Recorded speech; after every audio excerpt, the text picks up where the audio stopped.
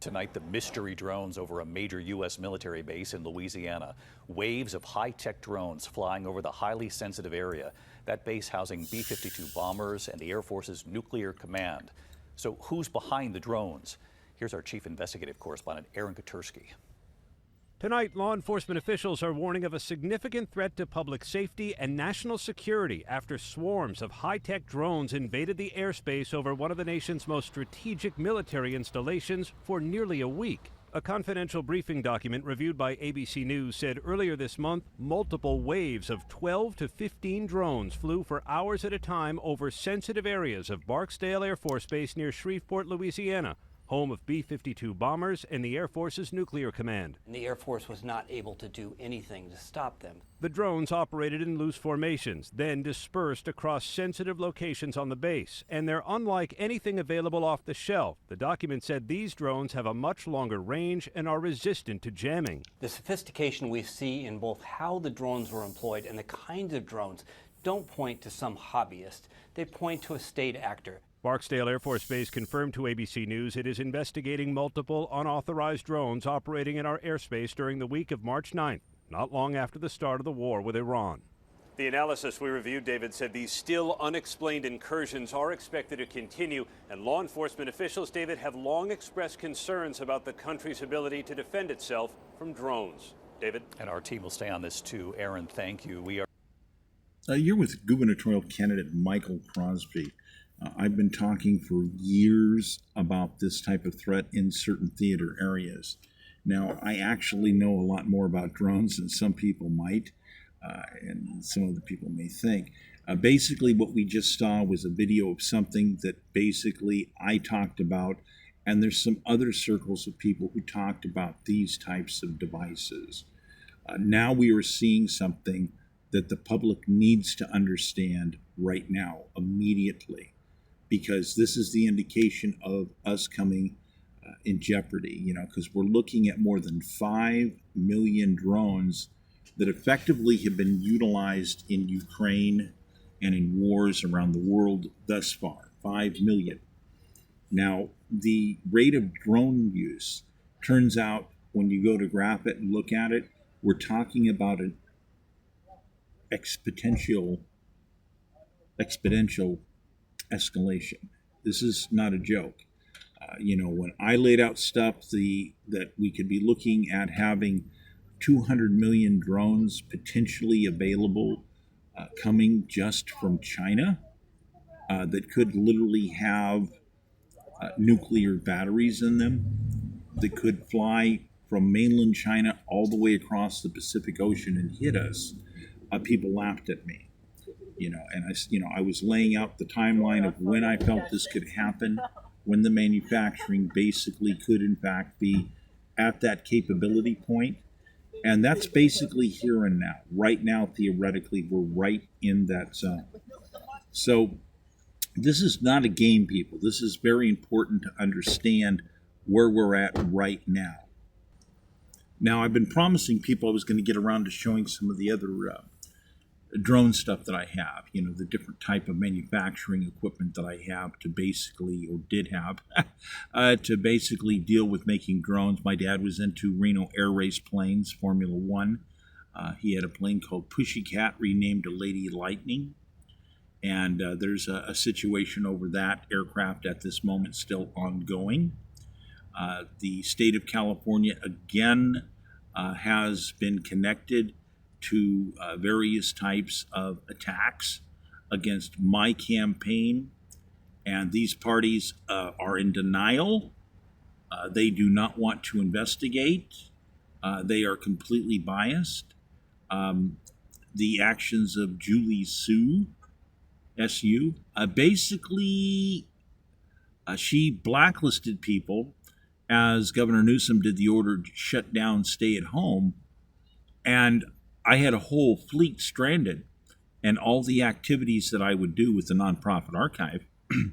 And basically I was screwed. So all of my research, anything that I might do, which ran on a very tight budget from the standpoint that I don't think some people understand that archives do not necessarily have a big income.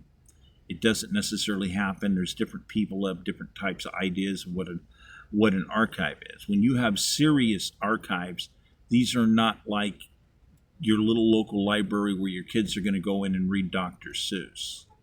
And we're talking about archives that have serious research, serious legal research. It's another thing. There's a lot of legal research and evidence stored in the archives. So a lot of it was basically against the state.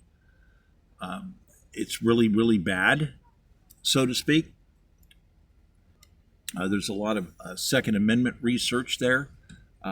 People, I have to tell you right now, we've got a bad situation. We have people trying to gain control of programming to gain access to all special BIOS chips. That's the firmware chips. That's the main control chip that controls your device. And they want to reprogram it with a program to screen people's ages. The problem with this is they want it to be just like this stuff that comes in on your phone that gives you no choice. In other words, it comes in, you don't have an option to say no. It's going to have your phone stuck until you press the button and get it done. The problem with this is anybody can copy this protocol. Anybody. And that means basically anybody can engineer a guaranteed backdoor into devices. Your phone, actually everything, your laptop, your computers, everything. We have manufacturers all over the place complaining because there are different types of devices that don't follow certain types of protocol and allowances. And many types of chips, let me tell you, when you manufacture chips, you incorporate mass capabilities, which means there's these additional capabilities in many chips that sometimes never get used, but they're built into the chips. So this is a generalized chip strategy to make them more diversified. Unfortunately, what this means is people can have transmitting devices, and people could actually use that program to go into your phone, to take control of your phone, to make your phone download without your permission other material, and then use your phone as an attacking device.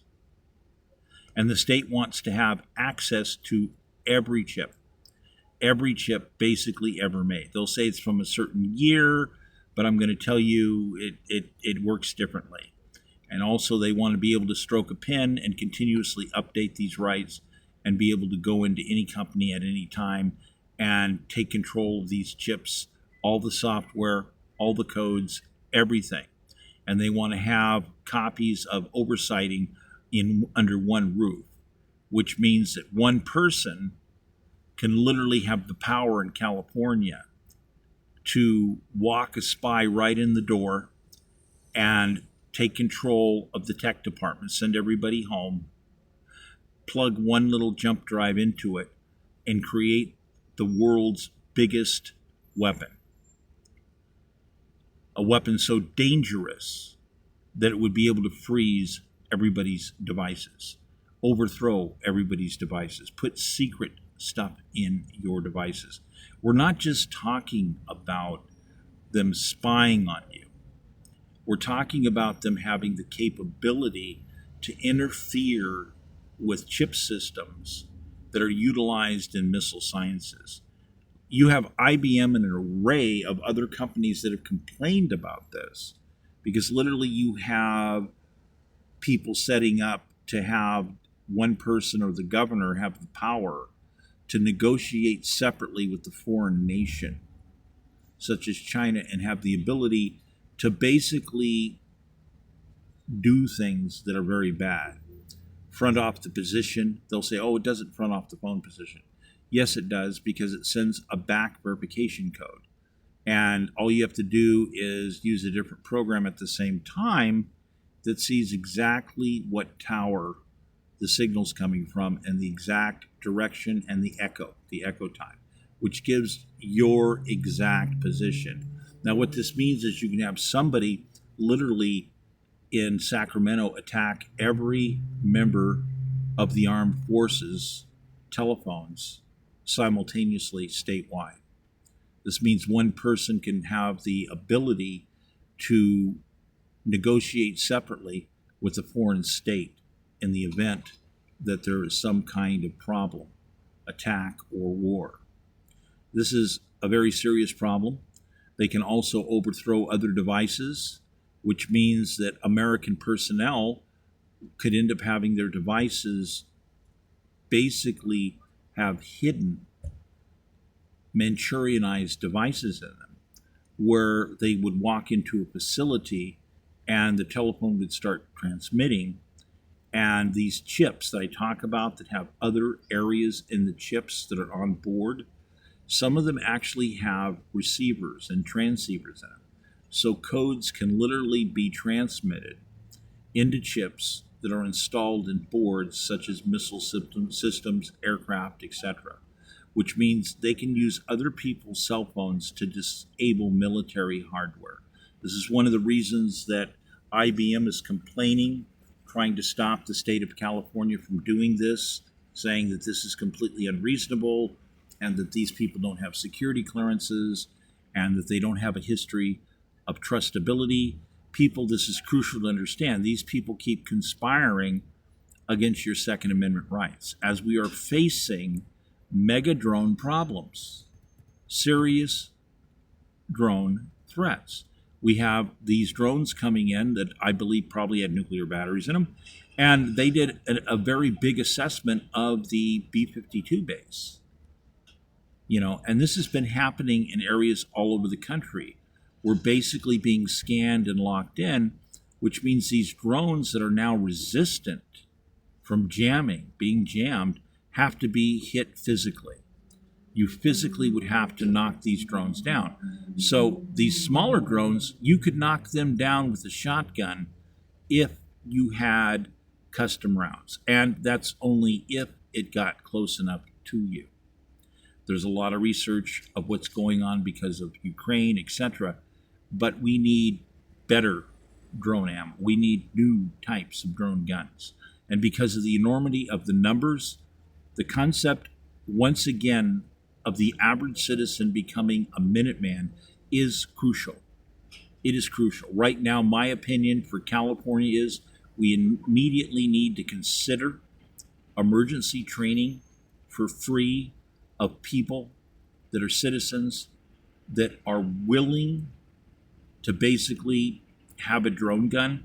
This would be, for instance, a plastic gun that would look similar to a beanbag gun or a grenade launcher that would fire a larger round capable of a longer range and to be able to hit some of the larger type drones several feet across. When it comes, unfortunately, when we're talking about the drones that are the size of a craft that basically 6, 7, 8 feet long, something that might fit in a pickup truck bed, you need a much better weapon system for that. I'll just be honest with you. And let you know, multiple people, yeah, you could try to get it done, but there's also drones that are bigger. And you have to have dedicated weaponry for that. That means the military. The military has to shoot down the big drones. But when we're facing, literally, the possibility of having 200 million drones capable of attacking the entire West Coast simultaneously and even beyond, we're literally talking about realistic scenarios right now where the survival rate of coastal cities would not be long at all. Literally, Los Angeles would have drones come in and within 20 minutes they would be assaulting City Hall, which wouldn't last long. About 5 minutes. If you had 30,000 drones swarming around City Hall in Los Angeles, they would shoot out the windows and be inside the building. They would have bombs and various types of arms, custom arms on them. They would blow through wooden doors. They would be able to access any room in the building. Literally in 5 minutes, they would be descending all over the building inside, either capturing or killing anybody. And again, when you're talking these kinds of numbers, this means that anyone who's a police officer or a firefighter, any kind of service-related vehicle would come under attack because they'd want to totally shut down the capabilities for us to control fire, emergencies, ambulances, any kind of item. It would happen very rapidly. In 1 hour from the time that drones came in from the coast, they could go clear across many areas of California and take control literally of the civic centers of the largest cities in California. This is not a game, people.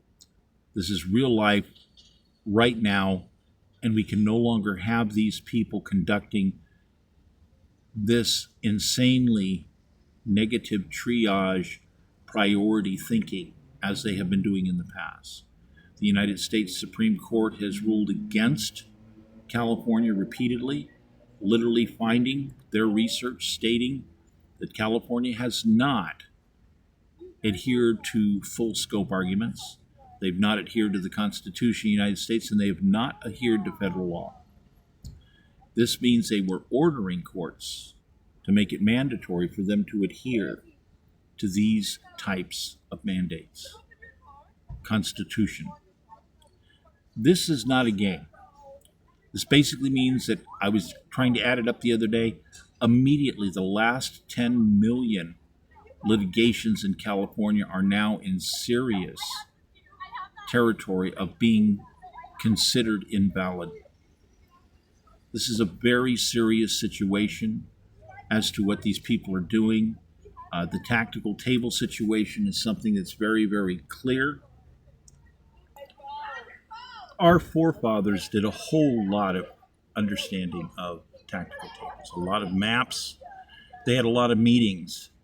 And when we proclaimed, it was very simple. As they wrote the documents and went through the material, they did tactical table numbers considering how the word sets, how the law constructs would have to be as national security arguments to guarantee, literally, the safety of the country. So before God and all, we proclaim is a tactical table argument. It is a national security argument. It is something that basically we have no choice to adhere to. It is crucially important. People need to take this into account immediately because these people in office, they're incompetent at the very least. They can't operate a tactical table. You put them in front of a PC computer and say, look, we're going to evaluate you for your tactical table skills. It doesn't pan out. It doesn't pan out. That means these laws they're creating violate national security. They violate the construct of the Constitution of the United States, and them doing so is aiding and giving comfort to enemy foreign forces by disabling national security capabilities. This means they're committing treason, folks. We have to seriously sit down and consider what the arrest sequence could look like, because these people don't want to stop. They just keep doing it again and again. They lose case after case. The Supreme Court keeps overturning the cases, and they just keep making false law after false law. We have to talk about this, people. We have these people putting us in a situation where we have to deal with the tactics of this. People, we are in an election emergency. We have to deal with what these people are doing. They have weaponized taxation as an overlapping weapon to the point where they're murdering people. They're murdering people because they're literally taxing them to death. It's a serious problem.